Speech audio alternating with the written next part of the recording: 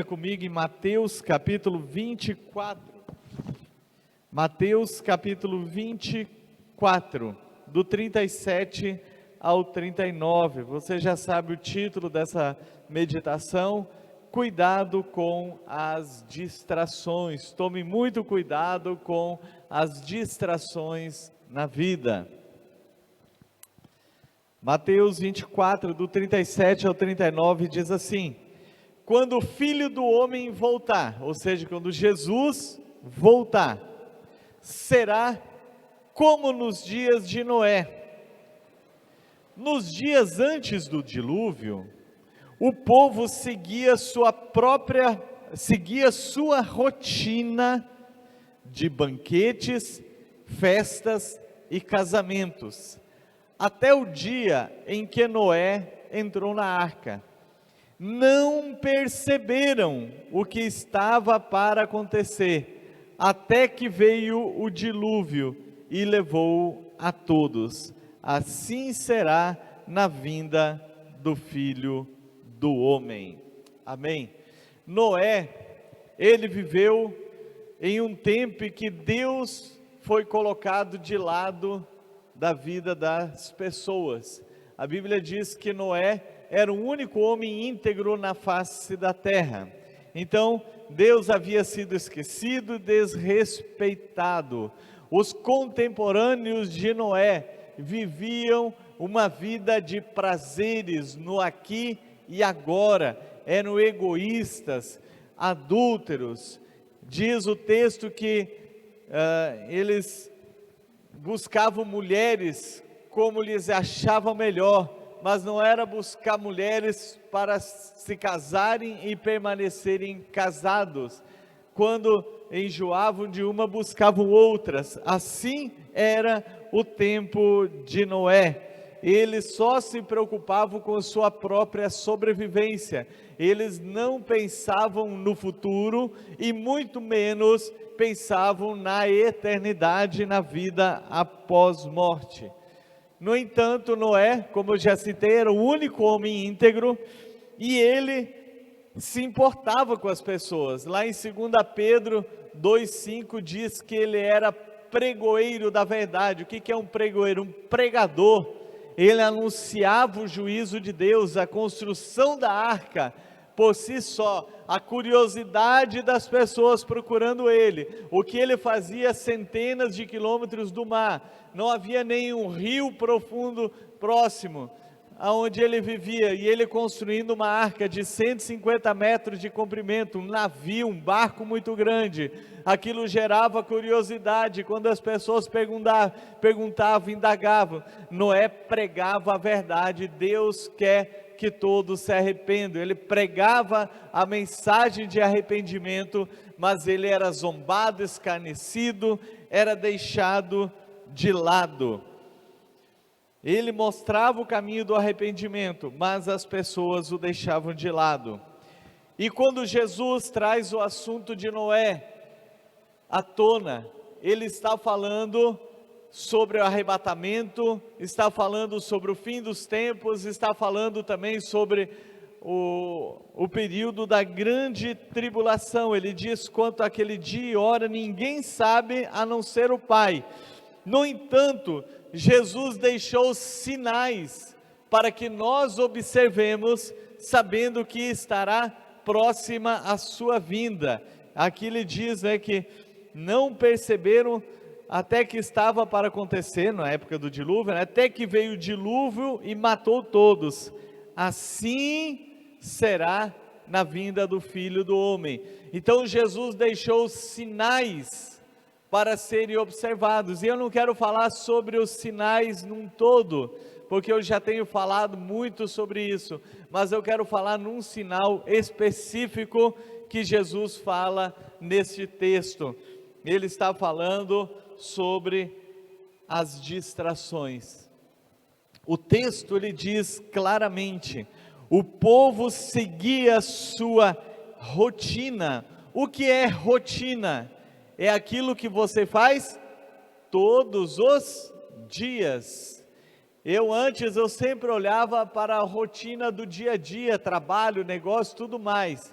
Só que nesse texto, e Jesus fala isso lá em Lucas 17, quando ele também cita, mas Jesus ele dá uma ênfase muito grande sobre os dias de Noé, sobre uma rotina de banquetes, como é que diz aqui o texto?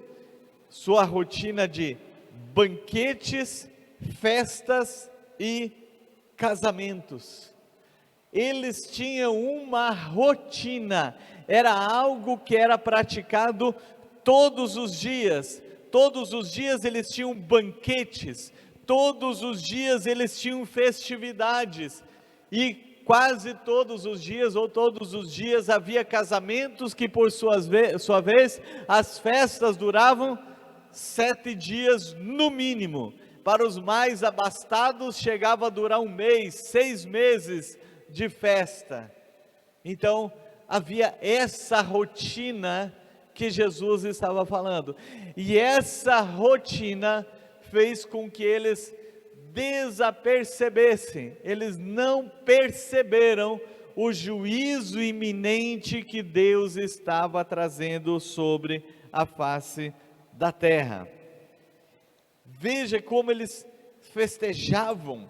Agora, outra coisa que nos chama a atenção é que a vida estava muito boa, aparentemente havia muita provisão, aparentemente não havia falta de nada material para eles, porque se eu faço um banquete, é porque eu tenho condições de fazer um banquete. Se eu como todos os dias banquetes, significa que eu tenho condições financeiras de diariamente ter um banquete, o que não é a realidade da maioria das pessoas. Só que naquela época, as pessoas da terra, da face da terra, viviam suas rotinas de banquetes, de festas e de casamentos. O grande problema aqui são as distrações causadas pelas festas. O que trouxe abastamento para eles, o que trouxe muita provisão, que lhes dava condição de terem festas diárias, foi o que causou a destruição deles, porque trouxe distração, desviou do foco daquilo que está acontecendo. Quem está numa festa, ele está descontraído, ele está distraído.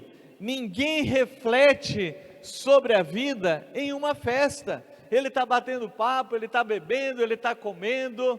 Depois nós vamos ver se é errado ou não nós fazemos festas, mas para o final da mensagem eu quero trazer isso aí. Mas as pessoas não refletem sobre a vida. Observe o que a Bíblia diz em Eclesiastes 7, do 2 ao 4. É melhor ir a funerais do que ir a festas, afinal, todos morrem, e é bom que os vivos se lembrem disso. O que ele está dizendo? É melhor ir aonde? Em funerais do que em festas. Por quê? Para refletir sobre a vida e a morte. A tristeza é melhor do que o riso, pois aperfeiçoa o coração. Ele está dizendo, não é que nós vamos viver tristes, porque a alegria do Senhor é a nossa força. O sábio pensa na morte com frequência. Olha que texto interessante. O sábio, ele pensa no quê? Na morte com muita frequência. Por que o sábio pensa na morte? Enquanto o tolo só pensa em se divertir. O tolo quer diversão, o sábio ele se diverte, mas ele também pensa na eternidade. Por quais motivos Deus permite que a humanidade sofra com doenças e mortes? Como diz o texto aqui, que é melhor ir para o lugar, e hoje nós estamos vivendo uma época difícil, de muita doença, com muitas mortes que temos enfrentado. Primeiro lugar, para derramar, para demonstrar sua ira por causa da maldade humana.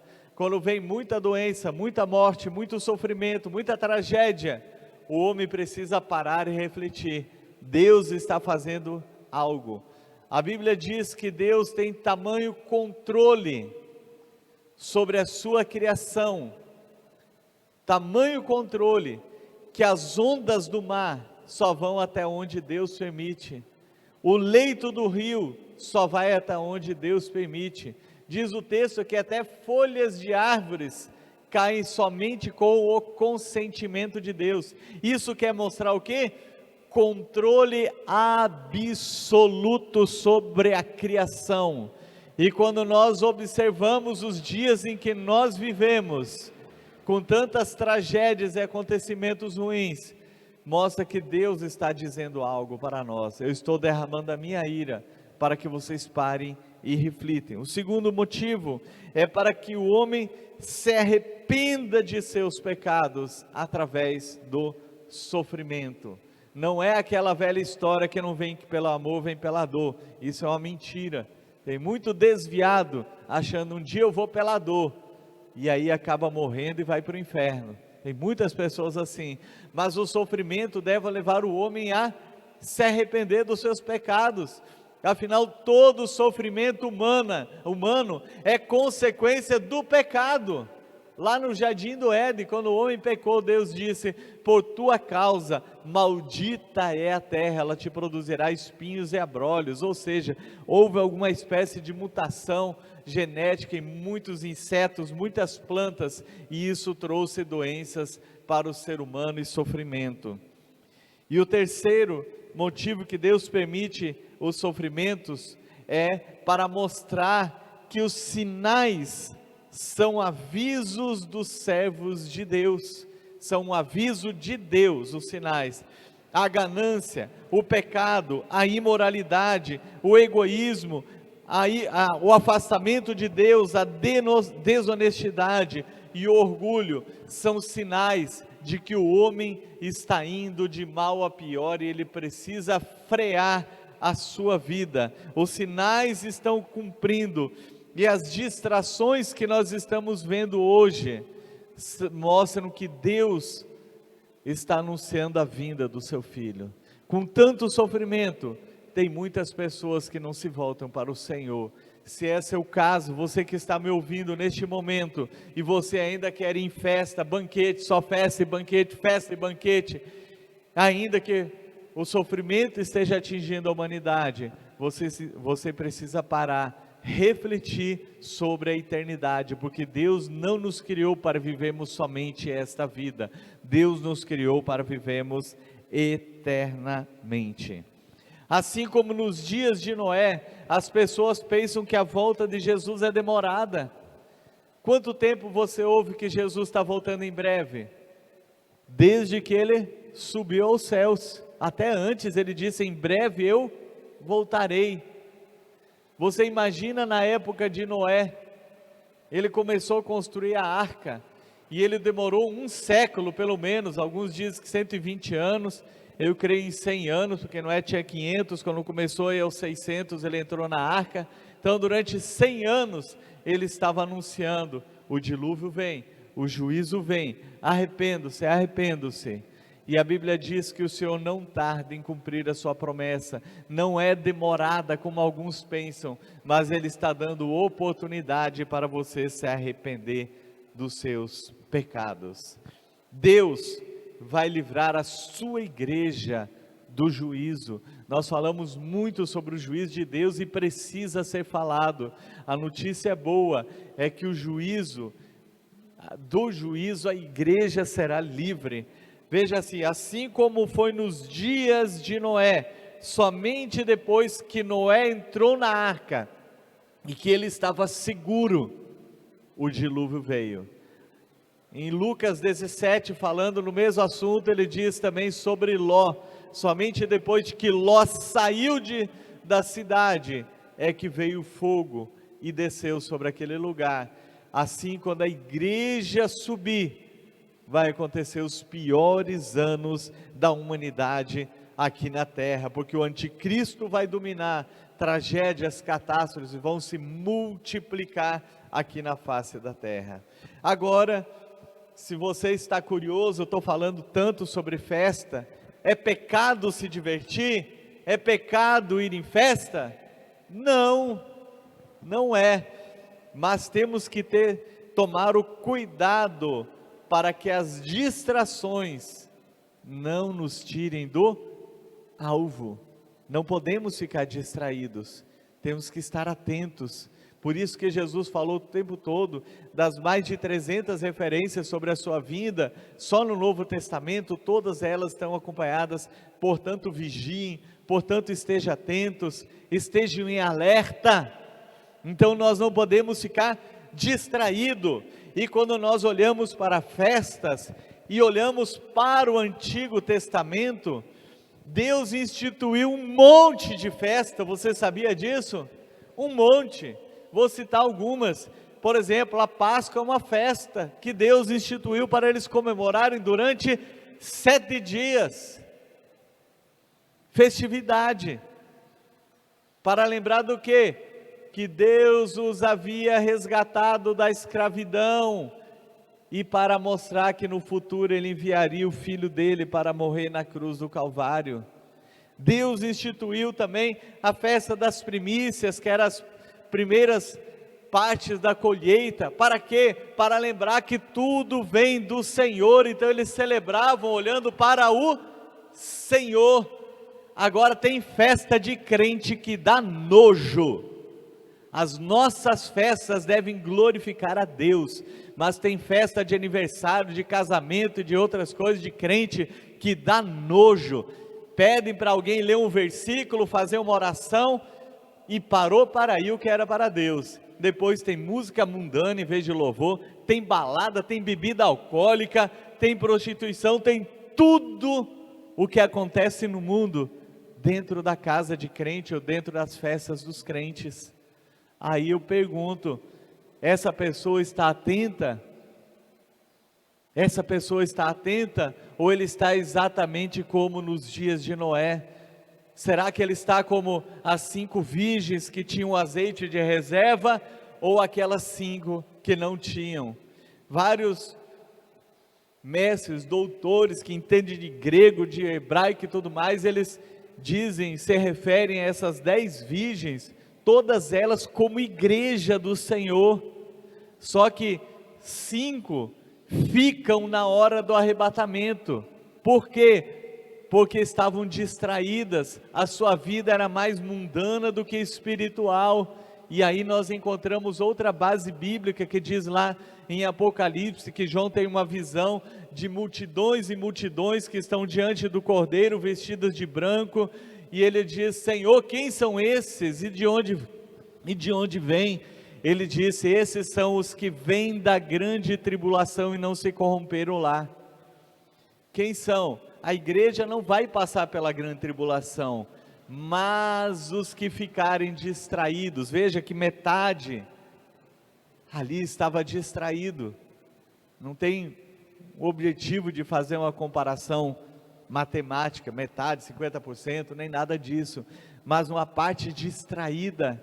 Por isso eu pergunto, se você está me assistindo, você é um cristão, e as suas festas são mais para mundo do que para Deus, não glorificam a Deus, é hora de se arrepender dos seus pecados, para que você não fique na hora do arrebatamento. Prepare-se, igreja, para um encontro com o Senhor Jesus, como dizem Amós, prepare-se, ó meu povo, para se encontrar comigo. Tudo que Deus está fazendo, tudo que Deus está falando através dos seus servos é para dizer, igreja minha, eu quero que você suba, noiva minha, tem azeite de reserva, vigie, esteja atento, não se distraia. Eu quero que você suba, eu não quero que você sofra aqui no período da grande tribulação. Com quem você está andando? O que você está buscando? Você está comprometido realmente com Deus? Ou você está distraído nas coisas da terra? Nosso viver é justo? Ou você vive como as demais pessoas que não têm esperança? Você tem levado a sua família a servir a Deus? Ou está tão desligado que nem se importa com a salvação dos seus familiares? é tempo de arrependimento, é tempo de buscar a presença de Deus, é tempo de se preparar para o encontro com o Senhor. Eles não perceberam até o dia em que Noé entrou na arca, e aí foi tarde demais. Não queira chorar sobre o leite derramado, não queira esperar o Senhor voltar para dizer: eu não estava atento, eu não fui avisado. Você está sendo avisado dia e noite pelos servos de Deus.